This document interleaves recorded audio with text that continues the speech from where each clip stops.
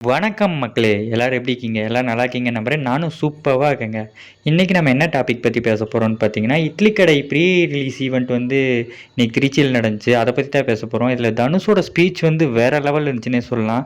Already வந்து ஒரு கோயம்புத்தூர்ல ஒரு ரிலீஸ் ஈவென்ட் வச்சிருந்தாங்க. அதுல வந்து ட்ரெய்லர் கூட லான்ச் பண்ணாங்க. அது வந்து சூப்பரா இருந்துச்சு. அதே மாரி வந்து இன்னைக்கு திருச்சியில ஒரு ஈவென்ட் வச்சிருந்தாங்க. அதுல தனுஷோட ஸ்பீச் வேற லெவல்ல இருந்துச்சு. எல்லாரோட ஒரு ஸ்பீச்சும் நல்லா இருந்துச்சு. அண்ட் கோபி சுதாகர் கூட ஒரு சில கொஸ்டின்ஸ் கேட்டிருந்தாங்க. இந்த மாதம்பட்டி ரங்கநாதனோட கதையா அப்படின்னு சொல்லிட்டு கேட்கும்போது, இல்லைங்க இது என்னோட சொந்த கதை அப்படிங்கிற மாதிரி சொல்லியிருந்தாரு. அதே மாதிரி பரிதாபங்கள் டீம் மொத்தமாகவே ஒரு சில கொஸ்டின்ஸ் கேட்டிருந்தாங்க. அதுக்கும் வந்து தனுஷ் கேஷுவலாக பதில் சொல்லியிருந்தாரு.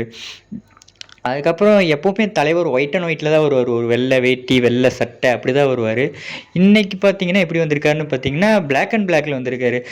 ரஜினி சூப்பர் ஸ்டார்லாம் வந்து பழைய ஈவெண்ட்லலாம் வருவார். இப்போ கூட ரீசெண்டாக அப்படி தான் வர்றாரு. ஒரு ஜிப்பா போட்டிருப்பார், பிளாக் பேண்ட் போட்டிருப்பாரு பார்த்தீங்களா, அந்த மாதிரி தான் வந்திருக்காரு. இதெல்லாம் பார்க்கும்போது வந்து தனுஷ் வந்து அவ்வளோ க்யூட்டாக இருக்காருன்னே சொல்லலாம் இந்த இதில் பார்க்குறக்கு.